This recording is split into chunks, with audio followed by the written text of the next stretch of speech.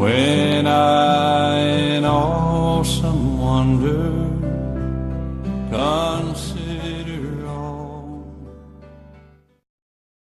Today is February 13, 2018.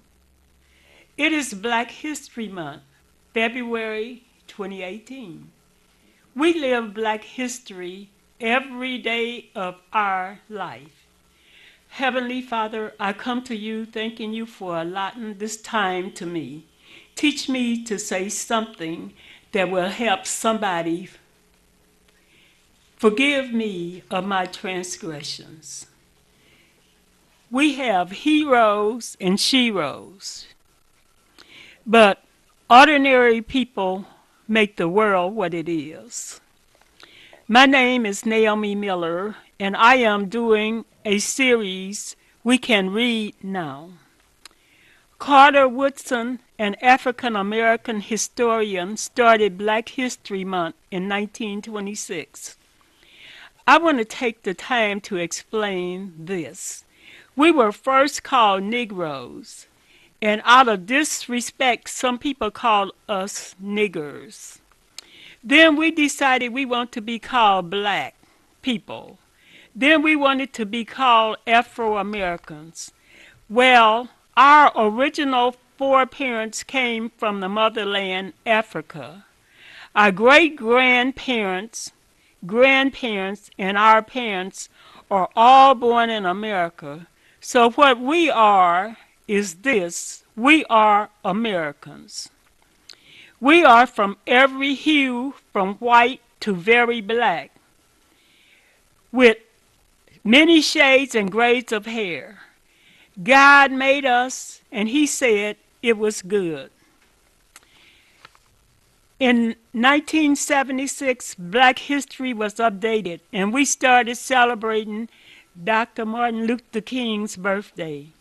The state of Michigan was among the first ones to celebrate, and I appreciated being off on that day. I want to do a little history for young people and memory for some old people. Our forefathers were brought here by force, kidnapped, stolen, and taken from our homes. Some were dropped off in islands all the way to America. We were sometimes used as chattel, traded for grain, food, or some other valuable thing. A slave owns nothing. Our names were changed at times. We were mistreated. Mistreatment caused people at times to lose the dream that they had. Some of us lost that dream. When we finally arrived in America, farming was our job. We farmed other things, but tobacco and cotton were the main plants. These plants demanded so much care, it was work from sun up to sundown.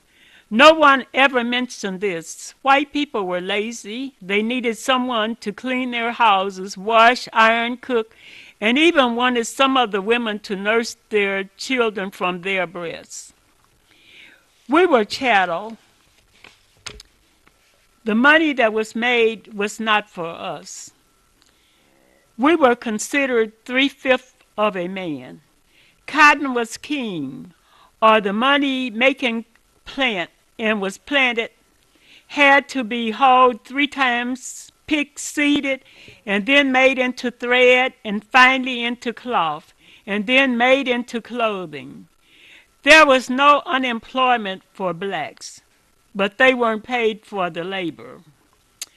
Our former First Lady, Michelle Obama, said, "I wake up every morning in a house that slaves built."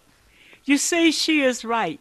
We did all the work, and people try to make things to make work easier when they have to do it. So we invented the broom, the mop, the dustpan, the lawnmower, shoes last, and many other things that I can't remember. We invented all of these things. We couldn't get a patent for it, but everybody just used these things. Some of them they got paid for, and some of them they didn't, but they just used them in America.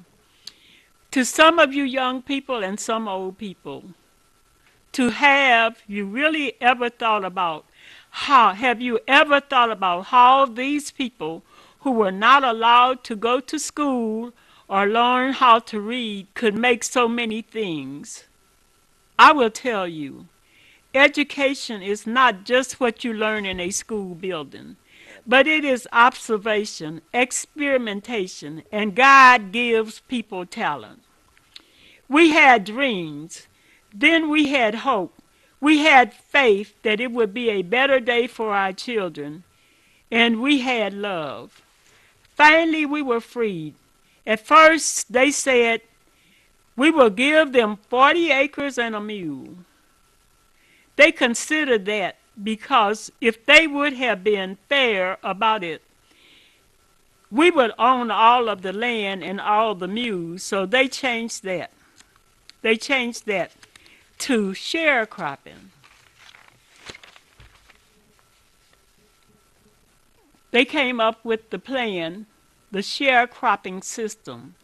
They would own the land and the animals, and they would provide shelter.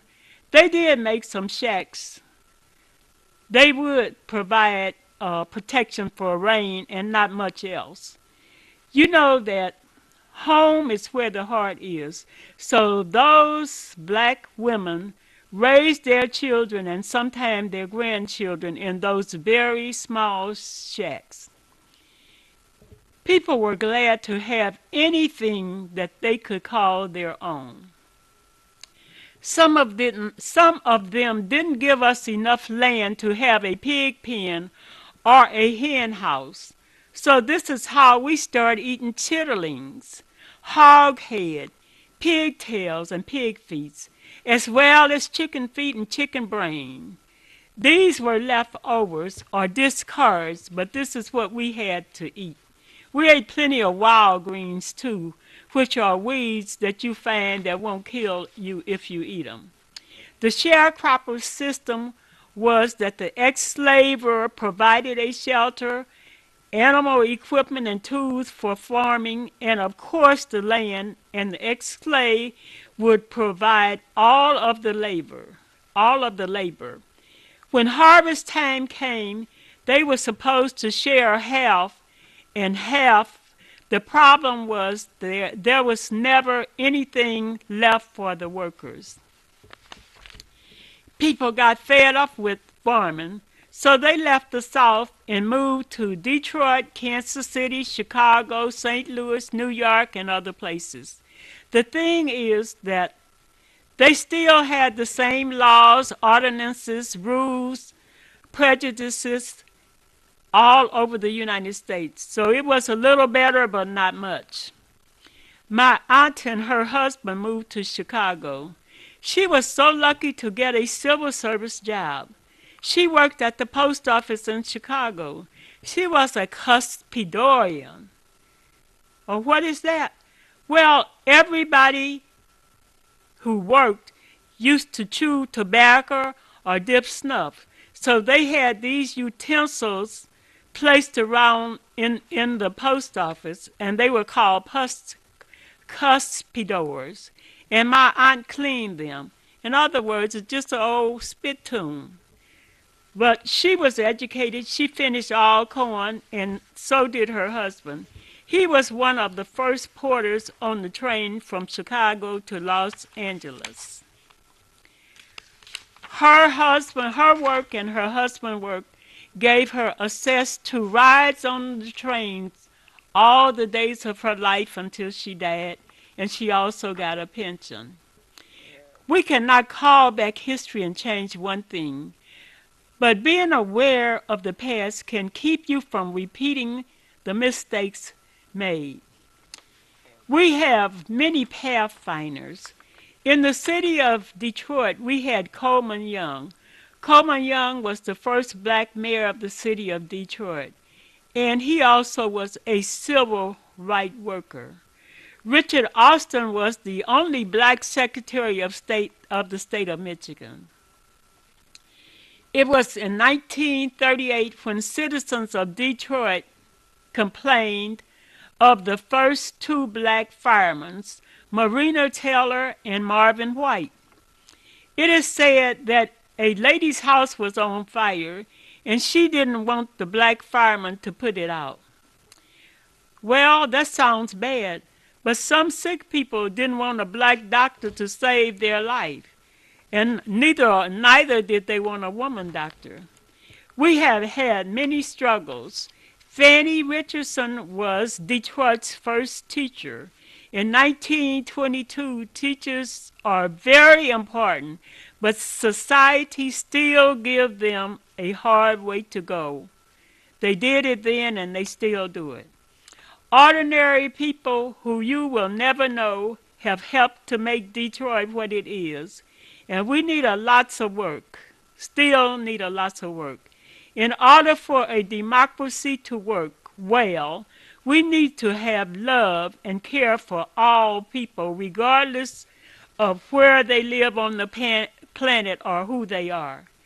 Mother Waddle's names and pictures are still shown. She chose to work with the poor most of her life. We have, I want to talk about medicine. Some of the first, Dr. Charles Richard Drew worked with blood transfusion. He worked and made rules for a blood bank. He worked in the army with the soldiers, but he had an accident in Burlington, North Carolina, and it is claimed that he died because he couldn't be admitted to a white hospital because he needed a blood transfusion. They want to deny that, but when I came to the city of Detroit in 1950, I worked for a doctor named Dr. Kovac at a hospital on 8 Mile Road, but black people could not go to that hospital. So I believe that the Dr. Charles Drew did die because he couldn't go in the hospital to get a blood transfusion. We had another doctor who was in Chicago. His name was Charles Richard Drew. He did an operation on a man in Chicago without x-ray. The reason why it was without x-ray because he couldn't take him to the hospital, so he put him on the table and he operated on his heart, and he lived a long time. We have Dr. Ben Carson also. He was famous for separating Siamese twins. You can't get mad at Dr. Carson because he's a Republican now. You have to give him credit for what he did. So that's what Dr. Carson is famous for. What is a city? A city is a town that has all kinds of things. It has houses. It has all kind of people working for the benefit of the city. We have all of these people that every day we take for granted. They help us to live kind of, sometimes we would call it an abundant life. We have the mailman. We have the policeman. We have the firemen. We have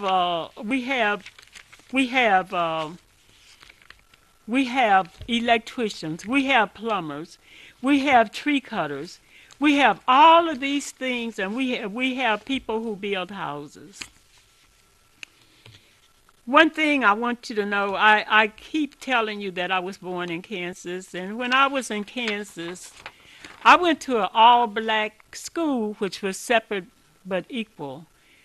But we never studied black history, and I never know that we had a Negro national anthem. And I have found that lots of children in the city of Detroit do not know that there ever was a Negro national anthem. But in the South, in Mississippi, they did more black history than they do in the city of Detroit. I don't want anybody to know, but I really cannot sing very well. So what I am going to do is I'm going to read you the Negro National Anthem. And it was written by James Weldon Johnson. He was an American writer. He was an educator. He was a lawyer. He was a diplomat. And he also was a civil rights worker. So I'm just going to read you this song. Songs have meaning. At least some songs have meaning. So it starts out, lift every voice and sing, till earth and heaven ring. Ring with the harmonies of liberty. Let our rejoicing rise high as the listening skies. Let it resound loud as the rolling sea. Sing a song full of the faith that the dark past has taught us. Sing a song full of the hope that the present has brought us. Facing the rising sun of our new day begun, let us march on till victory is won. Stony the road we tried, bitter the chastening ride, fell in the days when hope unborn had died. Yet with a steady beat have not our weary feet come to the place for which our fathers sighed. We have come a way that with tears has been watered. We have come treading our path through the blood of the slaughtered. Out from the gloomy past till now we stand at last, where the white gleams of our bright star to cast. God of our weary years, God of our silent tears, that who has brought us thus far on the way. Thou who hast by thy might led us into the light, keep us forever in the path we pray. Let our feet stray from the places, our God, where we met thee, lest our hearts drunk with the wine of the world, we forget thee. Shadow beneath thy hand, may we forever stand, true to our God, true to our native land. That is our Negro National Anthem. So when you saw the ball players refusing to salute to the other national anthem, that is exactly what they were talking about. Okay, I want to talk about singing. All of us remember Berry Gordy. We remember the groups that he had: the Jackson Five, the Miracles, the Temptations. Smokey Robinson is still here. I bet you most of you didn't know that when they first had the movies, lots of times when they had something that had to be sung, they didn't sing it. They had a black person singing it, and they never told you that the voice that you heard singing was the songs of a black person. So they just had it, and we were not even enlisted, or they never put it on the, when they have the cast, we were never on the cast.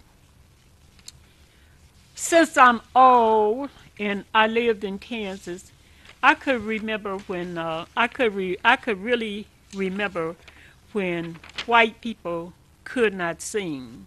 They actually could not sing, but black people had a gift for singing.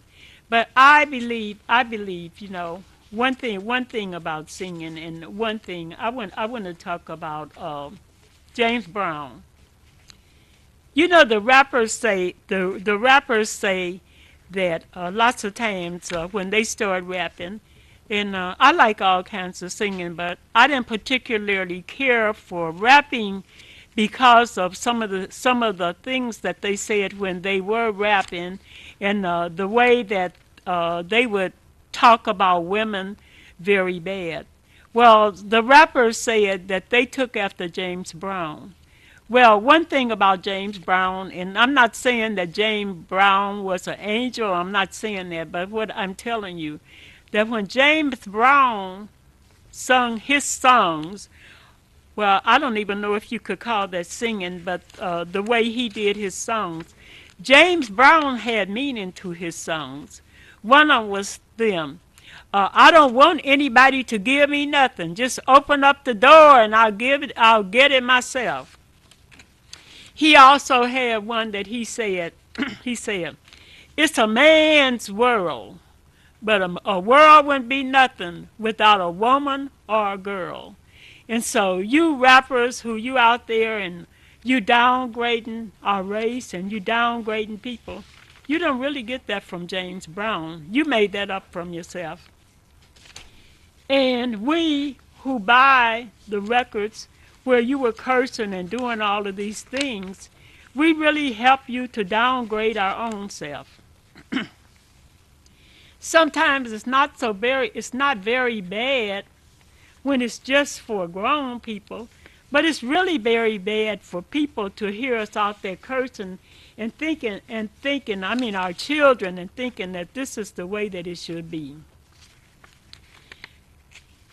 I hope that you will have, well, when we had Martin Luther King had a dream, but I have a purpose. I have a purpose for life. Most of the things I did. When I was 5 years old, I lived behind the airport. And I couldn't go to school because it would cost too much to send me to school for a half a day. So I didn't go to school. So my purpose became to get to school somehow and somewhere. Well, we finally left the airport and we moved to a place called Walcott. At the place called Walcott, the black and the white people went together. Okay, but I hadn't read Little Red Riding Hood then, but that place, when I did finally get to the place where I read Little Red Riding Hood, Walcott reminded me of Little Red Riding Hood because we came off the main highway and then we turned and went across the railroad track. Then we went all the way to the houses, the two houses that was down in the woods. My uncle took the largest house with his family because they were older than our house, and we had the other house. Well, we couldn't go to school there because we lived in the woods and there were coyotes and foxes and skunks and all of these animals out there. And so we couldn't, they were scared to let us go to school, so we just sat at home all day. So you remember our president Roosevelt. President Roosevelt started to thinking about things that would help America. He had things that would help the farmers. And so the farmers, they passed out to the people. Black and white people got these, what we call commodities. And we got a lot of corned beef. We had 7 kids in our family, so each kid got so many corned beefs.